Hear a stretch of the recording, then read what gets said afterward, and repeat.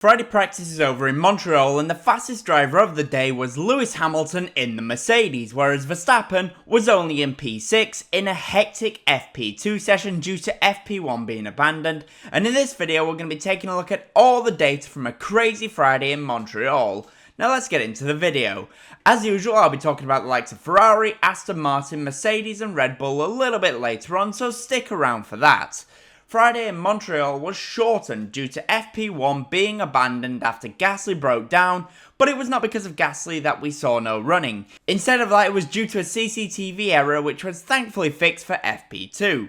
FP2 was therefore extended by 30 minutes, so we got to see an increased amount of running in one session, or at least that was the plan until the rain came towards the end of the day. And that kinda got in the way of the session, so we saw a shortened day of practice. But who in the midfield was looking strong, and who was looking not so strong? Well, one team that sadly struggled a little bit was Williams. However, it is difficult to say right now exactly where Williams are. The Williams team have brought a raft of upgrades to the Canadian Grand Prix, however they have only opted to put it on Alex Albon's car, and Logan Sargent will have to wait for these upgrades to come at the next race in Austria. At least, I think so. And that kind of makes sense since Albon is in the lead of the Drivers' Championship between the two drivers, and sadly for Williams they do not have the facilities to bring such a large upgrade to both cars at once. But with that in mind then, let's compare all of the laps to both Sargent and Albon to see what we can learn. During the first half of their practice session, Williams were focused on the soft tyres, and then towards the end of the dry stint, they both fully focused on the mediums and on long run pace. On the long run pace, which is kinda more important for them right now, so far Sargent is seemingly just over 1 second per lap slower than Albon, and that is fairly consistent. This is good news for Williams, as it does seemingly show that the raft of upgrades that they have brought to their car is already working as intended, and Williams can now build on that to move further forward, especially when we get to see their qualifying runs. One team that will be happy with their Friday is the Alfa Romeo team, specifically with Bottas, as he finished P7 and only half a second behind the pace setters of the Mercedes. For Bottas, he topped a very short FP1 session, and in FP2 he did have some impressive pace. And to show that, let's compare the lap times of Bottas with the Alpine of Pierre Gasly.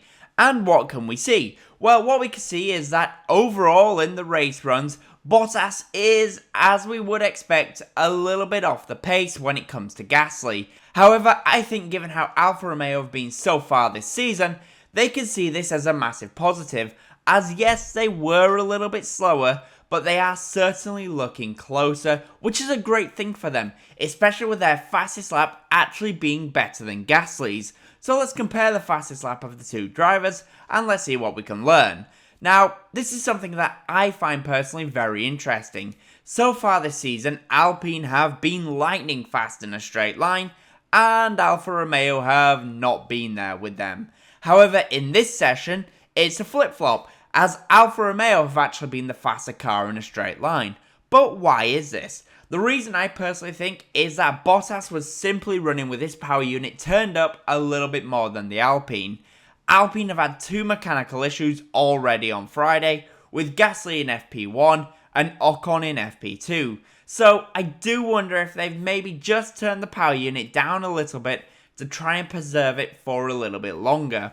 And when we look at the fastest speed from all teams during their fastest laps in practice, you can see Alpine are much lower than usual, as are Red Bull as well, but we're going to come to Red Bull in a little while. So, whilst Alfa Romeo can be happy with their day, I do think they maybe just had things turned up a little bit more than the cars that they were typically racing. So we're going to see today in qualifying a little bit more where Alfa Romeo actually are in the pecking. But they can be happy with their Friday practice. For McLaren, Montreal has become a bit of a bogey circuit for them as a team. One start that came out during practice was that the team had not scored a single point in Montreal since the 2014 Grand Prix. And this weekend, at least in dry conditions, it looks like right now it might be another weekend of struggle, as Piastri was in P11 and Norris was down in P13.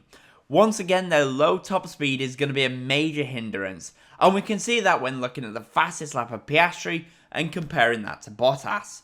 Whilst Alpine may have had things turned down, McLaren have always been towards the bottom when it comes to top speed, and this weekend is seemingly no different for them. I just want to say, if you are enjoying the video, I would greatly appreciate if you just tap that little like button and the subscribe button for more F1 content. Now, let's get to the top 4 teams, and let's start with Ferrari. For Ferrari, Montreal is looking like a much stronger weekend for the team.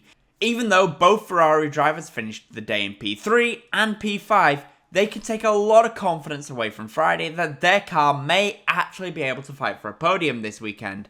Whilst yes, Leclerc was behind both Mercedes, his teammate, and Fernando Alonso, and Sainz was behind both Mercedes, Ferrari actually set their lap times much earlier in the session versus Alonso and the Mercedes, and the circuit ramped up massively during the session, so grip was much lower when Ferrari set their lap times. Not only this, but the race pace of the Ferrari is actually somewhat impressive. And to show this, I have the lap times of Hamilton, Leclerc, Sainz, and Verstappen. As we can see, Mercedes did their race runs right at the beginning of the session, and they did their faster laps later on, which is why we can kind of ignore their fastest laps. But for Ferrari, this is the closest that they have been to Red Bull all year long, and in some laps, they were actually able to go faster than the mighty Red Bull car. Can Ferrari keep it up, or were they only close due to power unit performance? Well, we'll just have to wait and see. For Aston Martin, all eyes are on them as they have brought new upgrades to the car in a bid to start closing the gap to Red Bull and now also the Mercedes car. But Friday was a learning day for the team, and they really could have done with FP1 not being cancelled. Similarly to Mercedes, Aston Martin opted to do their fast runs towards the end of the session when the circuit was in a much better condition. So, how did they compare to Mercedes? Well, to find out, I've brought up both the lap times of Fernando Alonso and also the Mercedes of Lewis Hamilton. As you can see, Hamilton is, as we've come to expect at this point, faster down the majority of the straight line sections, and Aston Martin are still stronger on the brakes and through the chicanes. This is something that we have come to see throughout the entire season so far, but sadly for them, when it comes to outright straight line speed, they are sadly still lacking. One thing going in Aston Martin's favour though, is qualifying day is likely going to be very wet, so we might see them have the opportunity to put in a great performance, as their car should suit the wet very nicely due to them getting good traction on exits and corners, being strong on the brakes, and they're not particularly fast in a straight line. And they also have good mechanical grip, meaning that they do tend to get good exits from corners. As I've mentioned a couple of times in this video, Mercedes had a very strong day. However, their fastest laps are not really representative when we compare to Ferrari and Red Bull. But even so, this is yet more proof that the W14B is a great step forward for them. There is very little to choose between the two drivers this weekend, as it seems like Russell has finally found himself with a lot more confidence and a lot more comfortable in the car, for the first time since the upgrades came, and you can see that when comparing the lap times for the two drivers. In their fastest laps overall, there is also very little to choose between them both, as they are only separated by less than half a tenth of a second. It seems like Russell is later on the brakes, but Lewis is able to get back onto power much sooner than Russell is able to. This could be a very close fight between Ferrari and Mercedes this weekend, I think, with both Mercedes drivers and both Ferrari drivers seemingly being very close on pace. For Red Bull, for once, it was not business as usual. Red Bull opted to do their fastest laps very early on in the session, and that is probably why Verstappen is not in first place for once. Even so though, let's compare the fastest lap of Verstappen to Hamilton to see what we can learn. Red Bull still has a straight line speed advantage over the Mercedes driver, but through the corners Hamilton was seemingly more happy. This could be due to though the lap time being done later on in the session by Hamilton and the Mercedes cars, so of course the surface would be much more rubbered in and much more clean, which leads to more grip.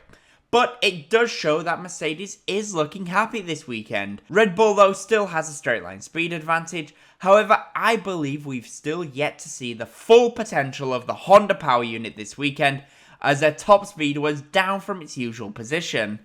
This does mean though that we could still yet see some ominous pace from Red Bull, at least today in qualifying, and of course tomorrow in the Grand Prix. So what did we learn from practice? This could be Alfa Romeo's best weekend so far this season. McLaren are looking unlikely to score any points unless rain intervenes. Ferrari are looking much better than at the last couple of race weekends. And Mercedes are really starting to close in on Red Bull. So with that in mind then, what is my top 5 prediction for qualifying? Well, I do believe it will be a wet qualifying session, so we might see a little bit of a mixed up result. So with that in mind, in P5, I'm going to go for Kevin Magnussen in the Haas, as Haas always seem to be able to pull something out of the bag in mixed conditions. P4 will be Charles Leclerc, P3 will be Lewis Hamilton, P2 will be Max Verstappen, and Fernando Alonso will get pole position in a wet qualifying session. At least, I hope he does. But the question is though, what do you guys think? Let me know down in the comment section down below, and as always, comment, leave a like, and subscribe for more F1 content. Thank you all so much for watching.